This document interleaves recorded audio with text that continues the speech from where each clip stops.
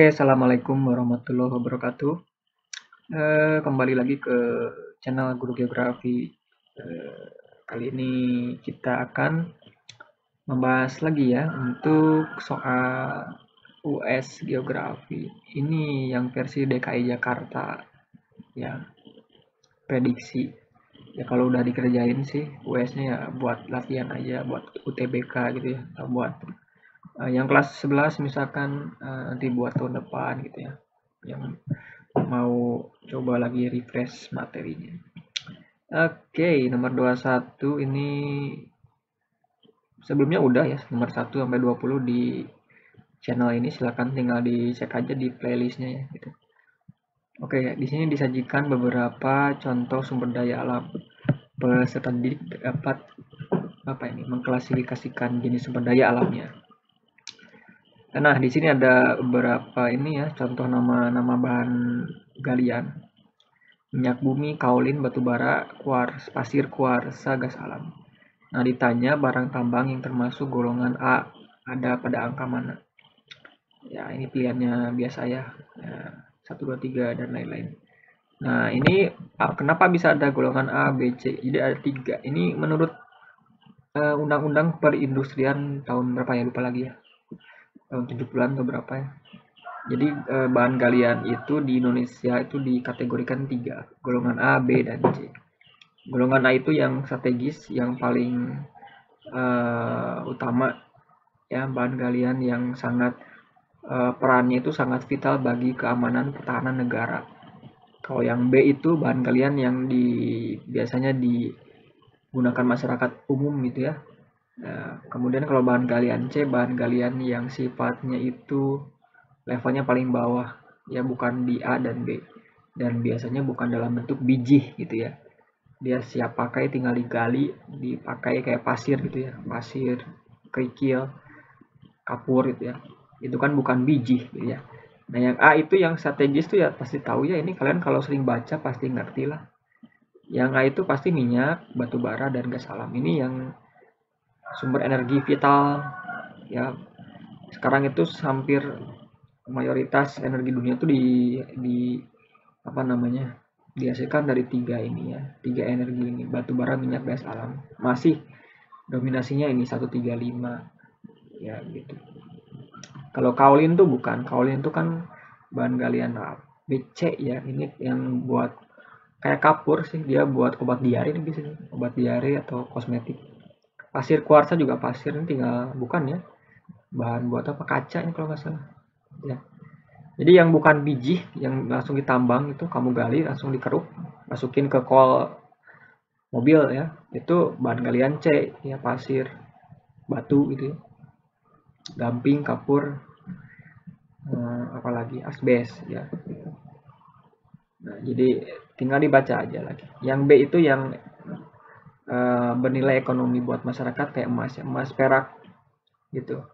Itu kan biasa digunakan di kehidupan emak-emak, emas, perak, atau bahan-bahan dapur lah gitu ya, buat stainless, di apa bukan piring, apa sih, kayak wajan gitu ya, kayak panci gitu, itu bahan galian B. Nomor 22 ini disajikan peta Indonesia, peserta didik dapat menunjukkan persebarannya. Ini seperti biasa, pasti kayaknya banyak muncul kayak gini ya. Ada peta buta, ada angkanya, pasti tahu. Ini kuncinya kalau kamu tahu wilayah-wilayah Indonesia ya udah lewat ya. Di mana lokasi sebaran minyak bumi 1, 2, 3, 4, 5. Kamu harus tahu wilayah-wilayah potensial untuk menghasilkan minyak bumi mana. 1 ini kan dekat Bangka, ini bukan, ini Timah, ini 2 ini apa ini, Jawa Timur bukan. 4 ini nikel ya, Sulawesi yang tengah itu. Nah ini 3 nih, Balikpapan, Bontang ya. Ini minyak, dan Sorong, Papua ini. Satu lagi, oh ada satu lagi, sorry. Satu lagi, oh Sumatera Selatan ya. Ini bukan pas Bangkanya. Ini di Sumatera Selatan di bawah. Ya ada. Jadi 35. Oke, ini minyak bumi. Di Ogan Komering apa ya? Lupa lagi. Ini Pekanbaru juga ada ya. Di Aceh juga ada.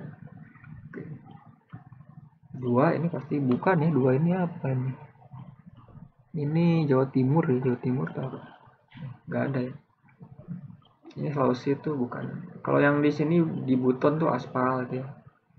Nah, kalau ini nikel aluminium kalau nggak salah. Kalau emas ini ya di Grasberg, Papua emas itu. Intan di Martapura. Silakan dibaca lagi aja itu ya, untuk penyebaran batu bara Kalimantan, Sumatera gitu gitu aja sih. Nomor 23 disajikan informasi potensi wilayah. Peserta didik dapat menentukan jenis apa pariwisatanya. Oke, di sini ada harus baca dulu. Taman Nasional Bunaken ditunjuk Menteri Kehutanan sebagai taman nasional. Berada di Kabupaten Minahasa, Manado, Sulawesi Utara. Nah, di sini kata kuncinya. Di tempat wisata ini banyak kegiatan wisata bahari yang ditawarkan. Diving, menyelam, snorkeling, berjemur, berenang di laut. Apa bedanya diving, snorkeling coba? Kalau diving itu pakai tabung ya ke dalam nyelamnya. Kalau snorkeling cuman kita pakai selang udara ke atas gitu. Nggak sampai ke dalam. Kelelep nanti. Oke, jenis pariwisata yang dikembangkan di sini apa? Ini kegiatan ini masuk apa? Kan Taman Nasional Bunaken itu taman laut ya, terumbu karang. Itu berarti aktivitasnya ada diving, snorkeling, berjemur. Berjemur kan bukan olahraga, berenang di laut. Itu berarti tidak hanya satu jenis olahraga, ekoturism. Ekoturism itu yang berbasis lingkungan ya. Jadi ada objek alam, tapi di sana bisa dilakukan berbagai kegiatan. Jadi bisa lihat terumbu karang, bisa menyelam, bisa berjemur di sepanjang pantainya, berenang bisa, itu ekoturism. Ya, gitu. Etik ini etik budaya doang, kultur budaya sport olahraga aja. Tapi kan ini bukan olahraga aja, ya. Nah, gitu. Convention apa saya nggak ngerti. Ini ekoturism berbasis apa namanya kenampakan alam. 24 disajikan kasus kerusakan lingkungan. Peserta didik dapat menentukan upaya mengatasinya sesuai prinsip pembangunan berkelanjutan.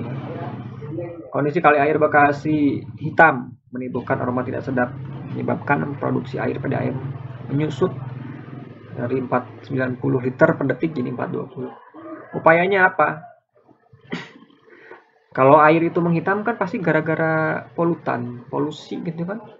Nah, berarti gimana cara untuk mengatasi polusi? Apakah pengarukan? Pengarukan itu biasanya kalau sedimentasi ya, misalkan pendangkalan sungai. Membuat papan larangan membuang sampah ini nggak guna ini. Ini kalau sampah plastik itu kan bukan menghitam. Menghitam itu kayak limbah. Mengurangi petugas kebersihan bukan, mendaur ulang limbah dan sanksi tegas, mengurangi penggunaan sampah plastik dan sanksi tegas. Ini kan yang hitam tuh limbah, berarti ya pasti yang ada limbahnya, berarti yang D ini. Caranya ya harus mendaur ulang limbah supaya jangan sampai masuk ke sungai itu masih produk polutan. Tapi kan kayaknya susah ya memang ini, cuma teori aja nih. Ya karena memang mahal sekali. Ya, semua pabrik itu sekarang hampir semua buangnya ke limbah sungai, limbahnya ke sungai. Coba aja cek di kota-kota besar. Saya yakin nggak ada yang bersih. Ya, bohong semua. Ya ini kan cuma soal ya, tapi nggak apa-apa lah. Bisa tahu nanti kamu punya ide di masa depannya. Gimana caranya supaya zero waste ya, waste. 25 disajikan beberapa pernyataan peserta didik dapat mengidentifikasi tindakan pembangunan berkelanjutan. Oke. Ada beberapa pernyataan membawa tas belanja sendiri ke supermarket, menggunakan kemasan minum isi ulang, menggunakan styrofoam, menggunakan air listrik sesuai keperluan, menangkap ikan dengan listrik agar hemat. Nah, mana yang tindakan sesuai dengan pembangunan berkelanjutan? Cari aja yang bagus-bagus, ya kan, yang tidak merusak lingkungan. Nomor 5 pasti salah, ini kan. Pakai listrik, nyetrum. Kamu yang suka nyetrum ikan di sungai itu bahaya tuh ya, bisa bikin orang mati juga tuh kalau ada orang di sana ya. Nah ini nggak boleh 5 tuh salah, ini berarti salah nih, udah nggak usah pilih ini. Berarti yang benar itu pasti tahulah membawa tas belanja ya ke pasar. Kalau di kota Bekasi sih sudah sekarang semua supermarket itu ya wajib nggak menyediakan kantong plastik ya. Menggunakan kemasan isi ulang, minum isi ulang, kemudian menggunakan styrofoam ini enggak ya, ini susah didaur ulang nih styrofoam. 1, 2, dan 4 jadinya menggunakan air dan listrik ini sorry ya, sesuai keperluan. Nah kalau yang ada list-list kayak gini carinya misalkan kalau yang digunakan sesuai dengan ini pembangunan berkelanjutan cari yang bagus-bagus gitu ya. Kalau yang tidak sesuai berarti cari yang jelek-jelek gitu aja. Ya. Oke. Baik, sekian dulu pembahasan kali ini. Mudah-mudahan bisa bermanfaat ya, punya bayangan sedikit tentang pola soalnya. Ya bisa siapa tahu nanti ada di SBMPTN atau UTBK gitu ya. Kalau mau lihat materi lengkapnya silakan cek aja di blog saya juga sudah ada sih versi tulisannya gitu kan. Ya sama aja di gurugeografi.id ya. Ini ada prediksi UTBK, ada per topik dan kunci pembahasannya ada. Ya insya Allah diupdate ya, lumayan lah buat nambahin pengetahuan ya kamu ya, supaya tesnya atau ujiannya makin mantap. Oke, terima kasih. Assalamualaikum warahmatullahi wabarakatuh.